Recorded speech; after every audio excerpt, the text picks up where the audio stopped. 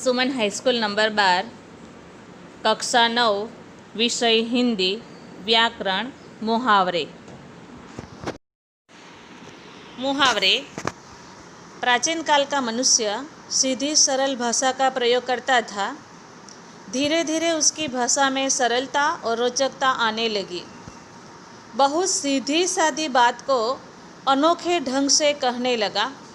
भाषा में अनोखापन लाने वाले प्रयोग में मुहावरों का प्रमुख स्थान है। मित्रों, मुहावरों के प्रयोग से भाषा सुंदर और रोचक ही नहीं, प्रभावशाली भी बनती है। इसीलिए हिंदी भाषा में प्रवीणता पाने के लिए हमें मुहावरों का ज्ञान अवश्य होना चाहिए। विद्यार्थी मित्रों, मुहावरा किसे कहते हैं? जब कोई शब्द या शब्द समूह अपने सामान्य अर्थ को छोड़कर विशिष्ट और लाक्षणिक अर्थ को सूचित करता है, तब उसे मुहावरा कहते हैं। मित्रों, मुहावरे प्रायः पशुओं, पक्षियों, प्राकृतिक पदार्थ तथा विशेष स्थानों या शरीर के अंगों के आधार पर बनते हैं। इनका सांकेतिक अर्थ बड़ा गहरा होता है। जैसे जबान का धनी होना एक मुहावरा है। ऊपरी तौर पर इसका अर्थ है जबान रूपी धनवान, परंतु वास्तव में इसका अर्थ है अपने वादे को निभाने वाला। इसी तरह एक मुहावरा है श्री गणेश करना। इसका लाक्षणिक अर्थ है प्रारंभ करना। कोई नया काम शुरू करने पर लोग काम शुरू किया ऐसा कहने के बदले श्री गणेश किया ऐसा कहते हैं। विद्यार्थी मित्रों, आगे हम पाठ्यपुस्तक आधारित कुछ उदाहरण देखेंगे, जैसे कि रात दिन एक करना, कड़ी मेहनत करना। वाक्य: परीक्षा में सफल होने के लिए उसने रात दिन एक कर दिए। इसी प्रकार अब हम आगे दूसरा मुहावरा देखेंगे। आश्चर्य का ठिकाना न रहना, बहुत आश्चर्य होना। वाक्य: छोटे लड़के को संस्कृत के श्लोक बोलते देखकर मेरे आश्चर्य का ठिकाना न रहा। मान लो मित्र, कभी कभी कोई अचानक घटने वाली घटना घटित होती है तो हमें बड़ा आश्चर्य होता है। मन बैठ जाना, उदास होना। वाक्य: बार बार की असफलता से उसका मन बैठ गया। जैसे कि कई बार हम बड़े उत्साह और लगन से कार्य करते हैं, फिर भी हमें उस कार्य में सफलता नहीं मिलती। हमारी मेहनत पर पानी फिर जाता है। ऐसे समय इस मुहावरे का उपयोग होता है। हाथ से निकल जाना, अपने बस में न रहना। वाक्य: मेरे लापरवाही से एक अच्छा मौका हाथ से निकल गया। कई बार ऐसा होता है कि व्यक्ति कार्य करने के लिए सक्षम होता है, लेकिन मौके को न समझ पाने के लिए अपनी लापरवाही से वह अपने मौके को गंवा देता है। आगे का मुहावरा है शरीर छोड़ देना। उसका अर्थ है मृत्यु होना।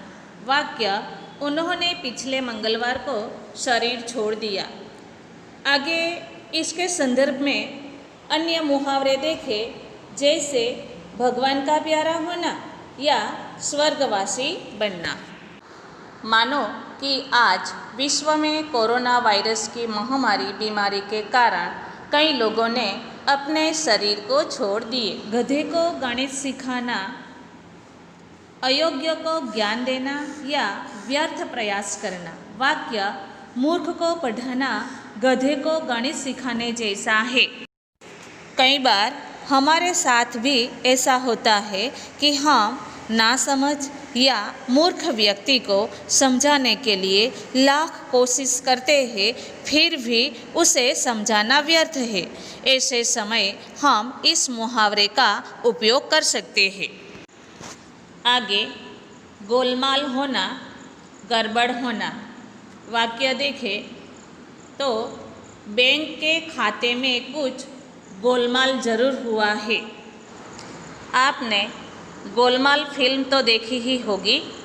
इस फिल्म के अंदर कितना गोलमाल होता है, इस बात से आप अच्छी तरह से परिचित है ही, इसीलिए मुझे भी पूरा यकीन है कि आप इस मुहावरे को अच्छी तरह से समझ गए हैं।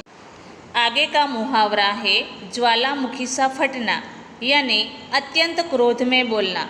वाक्य, देर से घर आने पर माँ का क्रोधपूर्ण चेहरा देखकर लगा जैसे ज्वालामुखी सा फटने लगेगी। उसके जैसा अगर हम दूसरा मुहावरा देखें तो आग बबूला होना, जिसमें भी क्रोध ही व्यक्त होता है।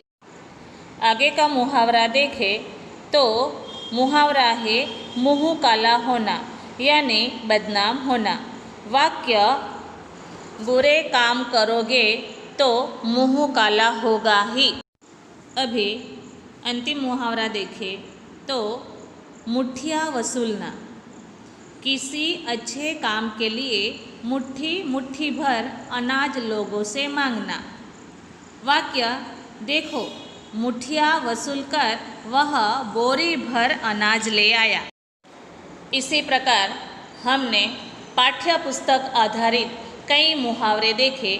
मित्रों, मुहावरों का वाक्य में प्रयोग करते समय उनसे सूचित होने वाले अर्थ का ज्ञान बहुत जरूरी है।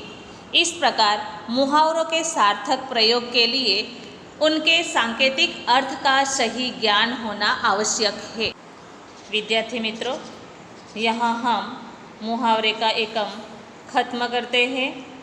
आप पाठ्य पुस्तक के आधार पर मुहावरे का अभ्यास करोगे तो आपको मुहावरे का ज्ञान और भी बढ़ेगा। आभार। Thank you.